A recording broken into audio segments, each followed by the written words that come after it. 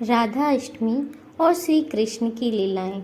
आइए जानते हैं राधा अष्टमी का अर्थ। राधा अष्टमी क्यों मनाई जाती है? बहुत समय पहले की बात है। ब्रज की भूमि पे राजा वृषभानु नाम के एक राजा हुए। उनकी एक पत्नी थी जिसका नाम था कृतिभा।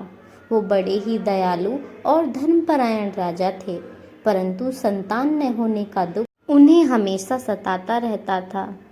संतान न होने का दुख उनके जीवन को अधूरा बनाए रखता था। इसी बीच जब मथुरा की कारागार में श्री कृष्ण भगवान ने भी जन्म ले लिया था, उसी समय उनकी स्वरूपा शक्ति, प्रेम की मूर्ति श्री राधा रानी श्री भी धरती पर अवतरित हुई।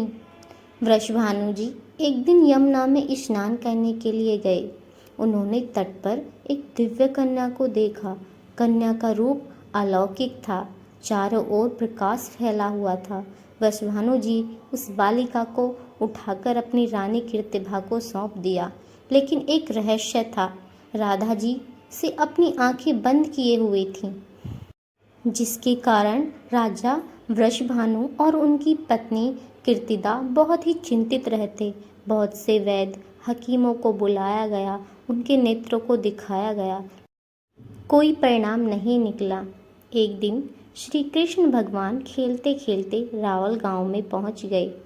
वो जाकर नंद बाबा के आंगन में खड़े हो गए। तभी पहली बार राधा रानी ने अपनी आंखें खोलीं, मानो उनकी दृष्टि केवल श्री कृष्ण के दर्शन के लिए ही बनी हो। राधा और कृष्ण का यह मिलन दिव्य था। दोनों का जन्म अलग अलग स्थान पर हुआ, परंतु उनके हृदय सदा एक ही थे। राधा जी का जन्म संसार को यह सिखाने के लिए हुआ था कि सच्चा प्रेम केवल निष्काम होता है, इसमें कोई स्वार्थ नहीं होता, केवल भक्ति और समर्पण होता है। इसी कारण राधा रानी को भक्ति की देवी भी कहा जाता है और उनके बिना श्री कृष्ण अधूरे माने जाते हैं। राधा जन्माष्टमी हमें यह सिखाती है कि प्रेम और भक्ति से सबसे महत्वपूर्ण है समर्पण और निष्काम भाव। जब तक राधा का नाम नहीं लिया जाता, तब तक श्री कृष्ण का नाम अधूरा ही रहता है। समय बीतता गया, राधा रानी बड़ी होने लगी। पूरे गांव में उनकी सुंदरता, शांति की चर्चा होने लगी। सब कहते, यह बालिका कोई साधारण बालिका नहीं है, यह स्वयं माँ लक्ष्मी का स्वरूप है। इधर श्री कृष्ण की बाल लीलाएं, इधर नंद गांव में श्री कृष्ण की लीलाएं पूरे ब्रज में प्रसिद्ध हो चुकी थीं। कभी वे गोपियों के मटके फोड़ देते थे, कभी माखन चुरा लेते थे, कभी अपनी बांसुरी की मधुर ध्वनि से सबको मोहित करते थे। कभी यशोदा मैया की डांट खाने के बाद भी शरारत करना न छोड़ते थे।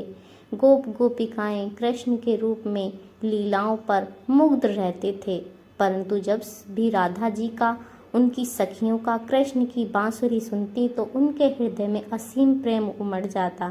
राधा और कृष्ण का प्रेम अद्वितीय था। जब कृष्ण बांसुरी बजाते तो राधा जी का मन उनसे मिलने के लिए व्याकुल हो उठता था। यमुना तट पर वृंदावन की कुंज गलिन में दोनों का प्रेम, नृत्य और रास लीला होती थी। गोपियों के बीच भी राधा सर्वोच्च थी, क्योंकि श्री कृष्ण स्वयं उन्हें अपनी आत्मा कहते थे। एक दिन श्री राधा रानी पुष्प तोड़ने के लिए यमुना की ओर गईं। तभी श्री कृष्ण बांसुरी बजाते हुए आए।